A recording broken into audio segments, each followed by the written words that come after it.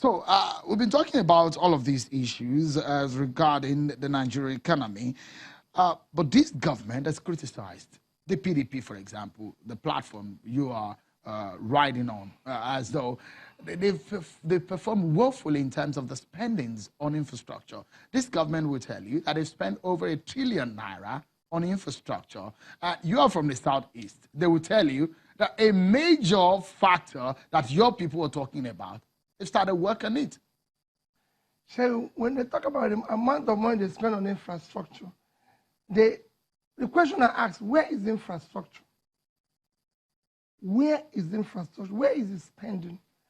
If I give you the amount this government have borrowed, the amount they've borrowed, in 3 years, you could see from Debt Management Office, the borrowing have increased by 115%.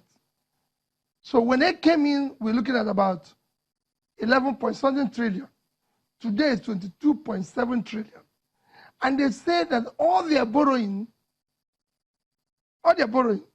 is for capital projects. That's what it's supposed to be.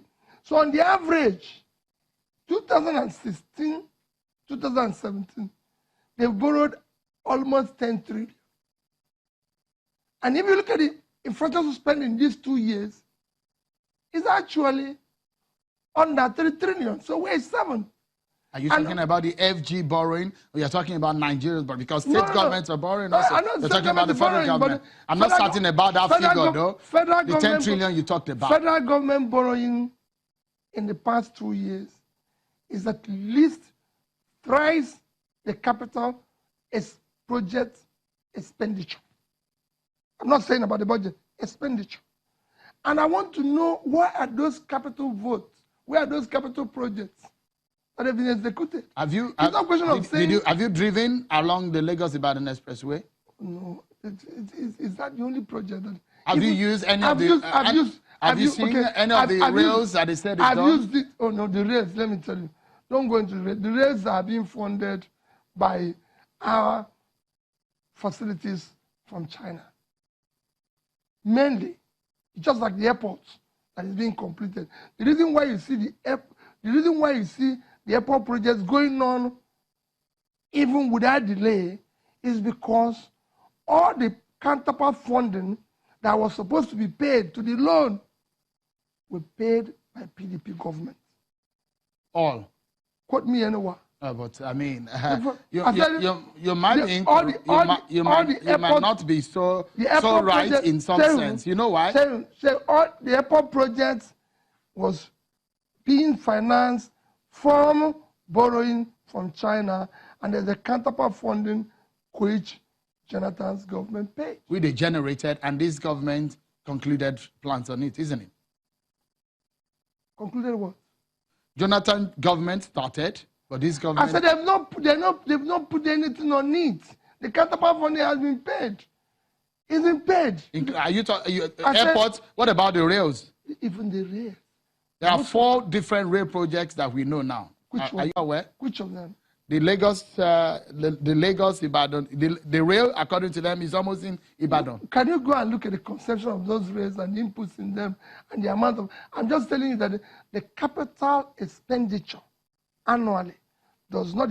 Don't worry, say about this. I'm sure when the campaigns are going on, we'll discuss all these issues, and you'll see it. Right. I mean, the development experts around the world will say there's nothing wrong with borrowing. If you're borrowing within the limit, you cannot... In fact, development experts will tell you that you cannot embark, you can't use your money to do some development project. Is usually they advise that you borrow to do some project. Are you saying borrowing is a no-no? Your government will not borrow. Don't go there, Shehu. I'm a businessman. And I believe I know a lot about borrowing.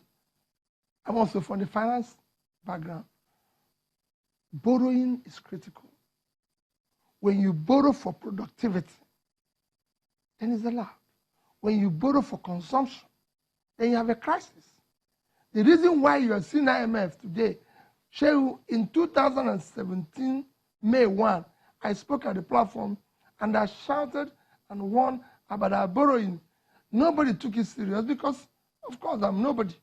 But today, IMF, World Bank, everybody is warning Nigeria against its borrowing. What would you do differently? What would your government, if you win the election, what would you do differently? If you must borrow, it must be clearly defined on the project that the borrowing is attached. And it must be followed, the program must be strictly followed to its conclusion. And it must be productive and contributive to the economy. Here we were borrowing, Shane.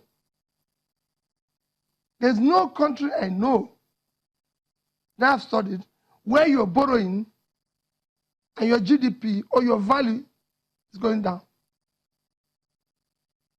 When this government came into being, our GDP was over $500 billion.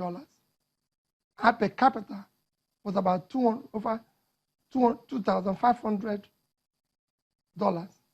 Today, it's gone down to about $380.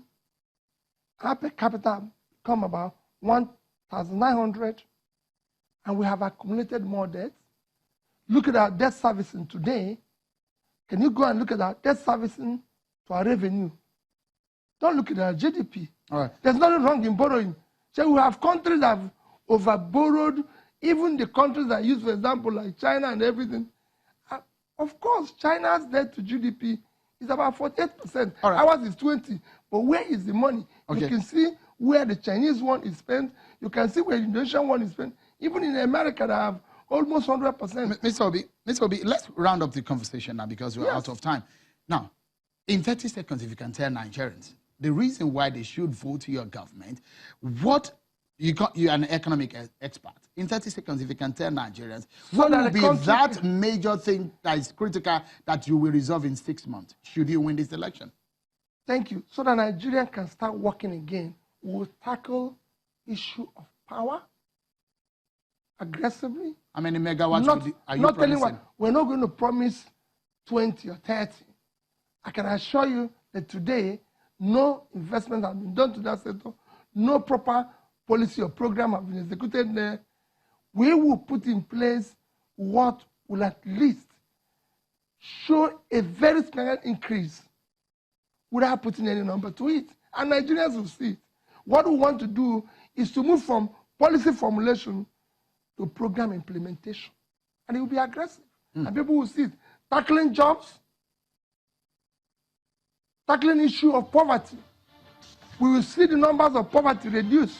That's what is happening in every country. Okay. We are definitely out of time, but we would love to engage you more because there are a lot of issues that we couldn't touch on. Time is not our friend on the program.